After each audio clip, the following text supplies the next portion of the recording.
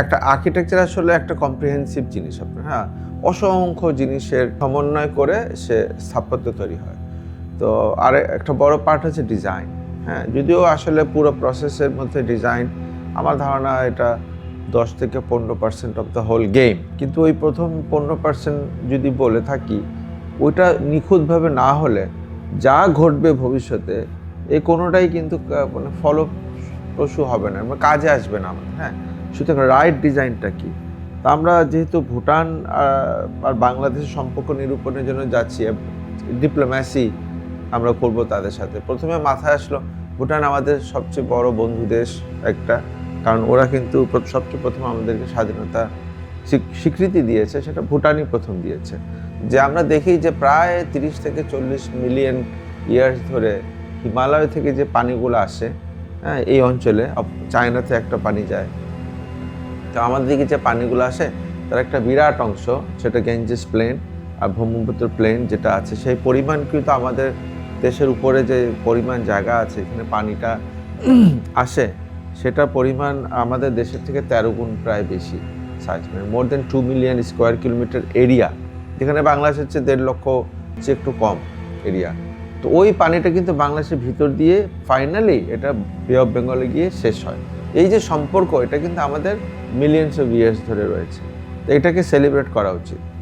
আর আরেকটা পয়েন্ট হচ্ছে যে আমরা শুধু কি গ্রহণ করেছি তাদের কাছ থেকে এই পানি হিসাবে গিফট, না, আমরা কিন্তু যে বুদ্ধিজমের যে চর্চাটা এখন ওরা যে চর্চাটা করে, সেটা কিন্তু একটা কি বলে সংস্কার করা চর্চা, সেই সংস্কারটা করেছেন আবার অতীশ দীপঙ্কর, যেটা 11 শতাব্দীতে উনি তিব্বতে যান, ওখানে যে সংস্কারগুলো উনি করেন সেটা সারা পৃথিবীতে এত মানে পপুলার হয়েছে এবং গ্রহণযোগ্য হয়েছে, সেটাই কিন্তু ভুটানে আসে, ভুটান সেটা চর্চা করে এখন।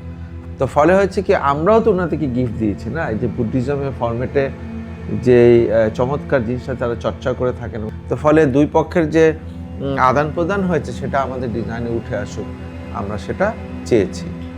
সারা পৃথিবীতে একটা সমস্যা দেখা দিয়েছে, এটা আমি আমার দৃষ্টিভঙ্গিতে, আর্কিটেকচারের যে কোনো বিষয়ে মানুষ শুরু করে কিন্তু মানে ডিস্ট্রাস্ট অ্যান্ড রেসপেক্ট থেকে, ডিসরেসপেক্ট, হ্যাঁ। তো এই যে ভাবনাটাই মানুষের ভাবনা হচ্ছে যে আমার কোনো আস্থা নেই কারো উপরে। তো রাদার আমরা কি, ভুটান এমন একটা জায়গা যেখানে কোনো কিছু ভুটানে ঘটে না যেটা আজ পর্যন্ত আমরা বলতে পারি যে ভুটান তো চিন্তা করতে হবে আমাদেরকে, না, ভুটান অত্যন্ত সভ্য এবং সৎ একটা দেশ হিসেবে পরিচিতি পেয়েছে।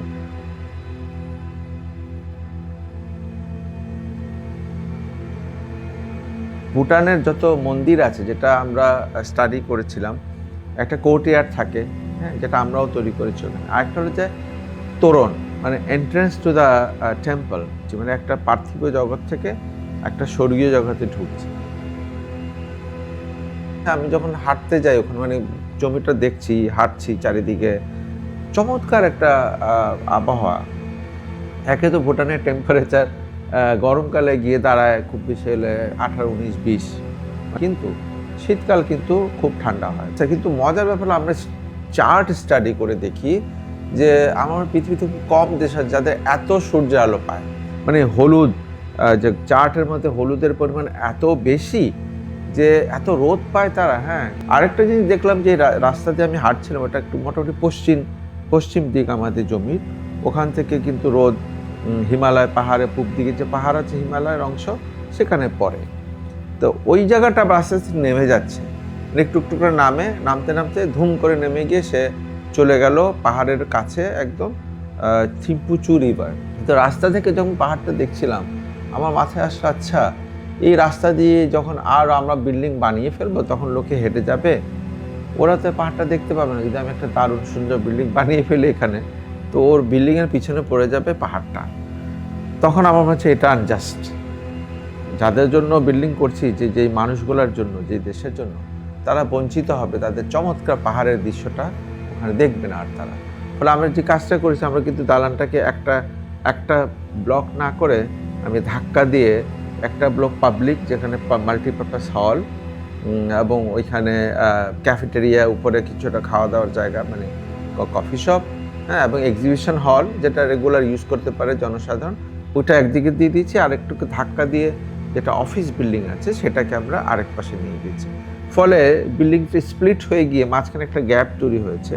হ্যাঁ, কিন্তু ছাদটা কিন্তু উপর দিয়ে টানা ভুটানের টিনের ছাদ, যেটা 11 ডিগ্রি স্লোপে করতে হয়, 11 থেকে 13 ডিগ্রি ওদের একটা নিয়ম আছে, সেভাবে আমরা ওটাকে উপর থেকে টানা নিয়ে গেছি। ফলে হচ্ছে একটা ফ্রেম তৈরি হয়েছে, প্রায় 4 তলা হাইটের ফ্রেম তৈরি হয়েছে, এবং সেটাকে আমরা বলছি সোশ্যাল উইন্ডো, সামাজিক জানলা, যেটার ভিতর দিয়ে ওই দূরের পাহাড়টা, যেটা আরও সুন্দর করে একটা ফটো ফ্রেমের মধ্যে হয় না, মানে সিনেমার ফ্রেমের মধ্যে নিয়ে আসা হয়েছে। কিন্তু এখন কথা হলো, আমি যদি সামনে একটা দেয়াল দিয়ে দিই মানুষ সমান হাইটের, তখন তো আর সে দেখতে পাবে না জিনিসটা, তাই না? তখন মনে হয়েছে যে ভুটান যেহেতু এত চমৎকার সভ্য একটা দেশ, আমি যে বড় বড় গ্লাসের ওয়াল আগেও করেছি, আমি বাংলাদেশেও করেছি, তো ওইখানে এমবেসি বিল্ডিংয়ের মতো জায়গায় আমি প্রপোজ করি যে অ্যাকচুয়ালি এই প্রপোজালটা একজন আর্কিটেক্ট পিডব্লিউডির, আমি আর্কিটেক্ট ডিপার্টমেন্ট, পিডব্লিউ মানে আর্কিটেক্ট ডিপার্টমেন্টের, ওই ছেলেটার নামটা আমার মনে পড়ছে না এখন। হ্যাঁ, ওই বলল যে, মানে জানালো যে স্যারকে বলেন না যে স্যার এই গ্লাস তো উনি ইউজ করে, এখানে করতে পারে কি না, এখানে এই জিনিসটা তো দেখা যাবে। আমি ওকে থ্যাংক ইউ দিই এই জন্য, যে আমার নামটা মনে পড়ছে না। তো ওটা বলার সঙ্গে সঙ্গে আমার না মনে হচ্ছে অ্যাবসলিউটলি রাইট, আমি কেন ওইটুকু সাহস করছি না। এবং আসলে ওইটা না দিলে কিন্তু ওই যে পানিটা দিয়েছি, যেখানে বে অফ বেঙ্গল করেছি না, ওইখানে রাস্তা থেকে ওটা দেখা যাবে না, এবং নিচ থেকে লোকে হেঁটে গেলে ওই পাহাড়ের দৃশ্যটা, পানির উপরে পাহাড় উঠে যাচ্ছে, যে ইনফিনিটি এজ করে, হ্যাঁ, এটা দেখা যাবে না। তো এটাতে হয়েছে কি, আমরা এটা আর শুধু ডিপ্লোম্যাটদের বিল্ডিং রইল না, এটা পুরো ভুটানের মানুষের জন্য একটা উপহার হিসেবে বিল্ডিংটাকে আমরা দাঁড় করাতে পেরেছি এখানে। আমাদের আরেকটা ডিজাইন, একটা বড় পার্ট ছিল কি, যে উঠানটা তৈরি করেছি ওটা কিন্তু আপনার ওদের রোদ যেহেতু দক্ষিণ দিকে হেলে যায়, আমাদের ফেস কিন্তু আপনার ইস্টের দিকে, রাস্তা ওয়েস্টের দিকে। তো আমাদেরকে কোর্ট এয়ারটা তৈরি করে আমরা সূর্যের অ্যাঙ্গেলটা চেক করেছি, যে অ্যাম্বাসেডরের বাসায় বড় বড় গ্লাস ব্যবহার করেছি, যাতে হিটটা ঢুকে গ্রিন হাউস এফেক্ট হয়, মানে হিটটা ট্র্যাপ হয় ভিতরে। হ্যাঁ, শীতকালে হিট ট্র্যাপ হয়, যেহেতু শীতকালে হেলে যায় সূর্য অনেক, আবার গরমকালে একটু উপরে চলে আসে, শেডিং ডিভাইসের কারণে ওটা আবার অতটা রোদ যায় না, এবং গরমকাল তো সমস্যা না ওইখানে। এইভাবে করে কিন্তু পুরো ক্লাইমেটটাকে, পুরো সোশ্যোলজিকে, ওদের অ্যানথ্রোপোলজিকে, ওদের আর্কিটেকচার ল্যাঙ্গুয়েজটাকে, ওদের যে ন্যাচারাল অ্যাসেট আছে সেটাকে, তার সাথে রিলেশনশিপকে, এইভাবে করে আপনার হোলিস্টিক্যালি একটা ডিপ্লোম্যাটিক রিলেশনশিপ, মানে কালচারাল ডিপ্লোম্যাসি বলতে পারি এটাকে আমরা, সেভাবে আমরা অ্যাপ্রোচ নিয়ে এটাকে সলভ করেছি। প্রথম তো হচ্ছে যে, হ্যাঁ, আমি জানি যে সরকারি প্রকল্প মানেই এক ধরনের নিয়মকানুন এবং কোয়ালিটি কন্ট্রোল করতে পারাটা অত্যন্ত কঠিন, তো সেসব আমার অভিজ্ঞতা রয়েছে, এটা একটা প্লাস পয়েন্ট ছিল। শুরুতেই আমাকে যে কাজটা করতে হবে সেটা হচ্ছে যে ডিজাইনটা হবে সেটা খুব দ্রুত লক করতে হবে, যেহেতু সরকারি প্রকল্প টাইম দেয় কম, দ্রুত লক করতে হবে, এবং ওইটার অ্যাকচুয়ালি কস্ট কত হয়, হ্যাঁ, সেটা সঠিকভাবে বের করতে হবে। 46 কোটি টাকার মতো করেছে, 8 কোটি টাকা বাড়বে, তো সেখানে 50 কোটি টাকার উপরে যাবে। তো এইরকম শুরু করেছি কাজটা, যদিও ওই 8 কোটি টাকা আমরা আর কখনোই পাইনি। ফলে আমাদের ডিজাইনের ভিতরে আমাদের অনেক কিছু কাট করতে হয়েছে। তো এটা আরেকটা বড় চ্যালেঞ্জ আমরা ফেস করেছি, দেশের বাইরে হলে তো অবশ্যই হয়, যে কনস্ট্রাকশন টিম, যেমন ভুটানের লোকরা কিন্তু কংক্রিটের বিল্ডিং এর আগে কোনো দিন বানায়নি। এখন কংক্রিটের বিল্ডিং আমাদের যে ইচ্ছা বানানো ছিল সেটাও না, মানে আমরা চেয়েছিলাম র্যাম্পড আর্ট দিয়ে করতে, যেহেতু ভুটানের কালচার রয়েছে, কিন্তু ভুটানেও এই জিনিসটা উঠে গেছে, প্লাস আমাদের সরকার রিস্ক নিতে চায় নাই কোনো কিছু। তো আমরা অল্টারনেটিভ দেখেছি, ভুটানে ভূমিকম্প এবং ভুটানের যে র্যাম্পড আর্থের যে কোয়ালিটি বা চেহারা, যে একটা ন্যাচারাল চেহারা, এটা একমাত্র আসতে পারে কংক্রিট, একটা ন্যাচারাল মেটেরিয়াল, ভূমিকম্পের জন্য মোটামুটি সহায়ক, মানে রেজিস্ট্যান্স সহায়ক। তো সেসব বিবেচনা আমরা কংক্রিটে যাই। তো ফলে ওরা কিন্তু জানে না হাউ টু প্রডিউস কংক্রিট, তো ওরা নিজেরা ঢাকায় চলে এসছে নিজের খরচে, তারা ট্রেনিং নিয়েছে আমাদের কাছে, প্রায় 4-5 দিন ধরে ছিল। এটা অনেক হেল্প করেছে, এবং তারা সত্যি শিখে গিয়ে তারা ইমপ্লিমেন্ট করার চেষ্টা করেছে, যে বাজরা বিল্ডার্স যে কোম্পানিটা রয়েছে। তো এইগুলো আসলে সহযোগিতা যেগুলা আর্কিটেকচারে লাগে, সেটা যদি না পাওয়া যায় তাহলে কিন্তু খুবই কষ্ট হয় প্রোডাকশন যেতে আপনার। তা আমরা লাকি, সেগুলো আমরা পেয়েছি। তো এটা যেহেতু এমবেসি বিল্ডিং, মানে ওই জমিটা কিন্তু টেরিটরি হচ্ছে বাংলাদেশ, এটা পলিটিক্যাল এবং ওয়ার্ল্ড ওয়াইড এটাই স্বীকৃত, ডিপ্লোম্যাটিক্যালি ওই জমিটা হয়ে যায় বাংলাদেশ। তো ওইখানে বাংলাদেশ যা খুশি করতে পারে। তো আমাদেরকে বলা হয়েছে আপনি গ্লাস দিয়ে বিল্ডিং বানান আর যা খুশি করেন, আমরা কিছু বলবো না, কারণ এটা ইন্টারেস্টের রুল। তা আমি লক্ষ্য করে দেখলাম ভুটানের যে ইকোনমি, ছোট্ট একটা দেশ, 7.5 লক্ষ লোক বাস করে, ছোট্ট একটা ইকোনমি তাদের। এই ইকোনমির প্রধান আয় হচ্ছে কিন্তু এই পর্যটন থেকে, অর্থাৎ মানুষ ভুটান দেখতে যায়, পাহাড় দেখতে যায়, ছোট ছোট বাড়ি, ভুটানের টিনের চালা অথবা চালা দেওয়া বাড়ি, যে কোনো মেটেরিয়ালের টালি দেওয়া, তো এটা দেখতে যায়। এখন হঠাৎ করে যদি ওখানে নিউ ইয়র্কের মতো বা ইউরোপের একটা বা বাংলাদেশে একটা আধুনিক গ্লাসের বিল্ডিং বানিয়ে ফেলি, আইনগতভাবে ওরা আমাকে আটকাতে পারবে না, কিন্তু তাতে করে ভুটানের ক্ষতি হবে, ভুটানের যে ল্যান্ডস্কেপ এটা কিন্তু ডিস্টার্ব হবে। তা আমরা তাদের বলি যে না, আমরা আপনাদেরটা ফলো করতে চাই।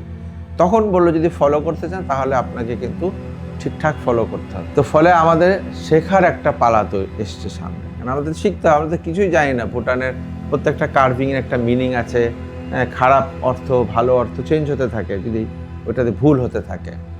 তো ফলে আমরা রেবেকা গুরুং, যে আমাদের বুয়েট থেকে পাশ করা, তাকে আমরা সঙ্গে নেই এবং সে আমাদেরকে শুরু করে।